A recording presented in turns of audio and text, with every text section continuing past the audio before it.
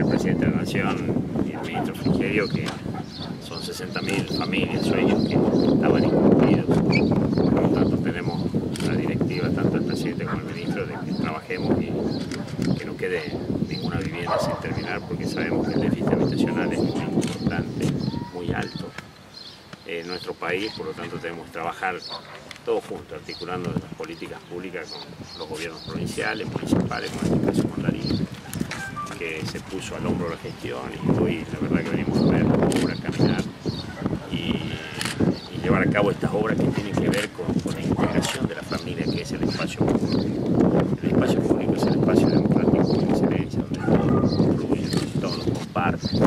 Y esa es la idea, que el espacio público no sea solo un lugar de esparcimiento simplemente, sino un lugar de encuentro, donde los vecinos se conozcan, donde los chicos también se conozcan, porque el barrio es la casa grande donde todos tenemos que cuidarlo y nos tenemos que cuidar. Sabemos hoy que hay flagelos que hoy están atacando a los jóvenes, niños, como es la droga.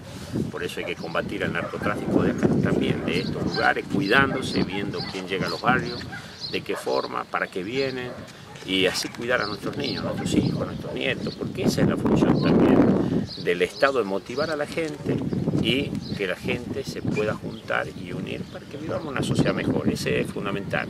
Y el tema viviendas, la verdad que estábamos hablando acá con Darío, ya me está presentando nuevas inquietudes. Bueno, eso es lo que nosotros queremos. Intendentes que trabajen, que se preocupen por la gente, que caminen, que conozcan la problemática, y que lo vamos a ayudar del gobierno nacional, porque la idea es trabajar con todos juntos para que logremos una vez por todas que la Argentina camine y salga para adelante con trabajo, con esfuerzo, y que las cosas que nos cuesten pero que tengan su satisfacción. Entonces también en eso consisten las urbanizaciones integrales. Otro tipo de urbanizaciones más sencillas, que son sin ser integrales, como la que estamos haciendo acá en General Rodríguez con Darío.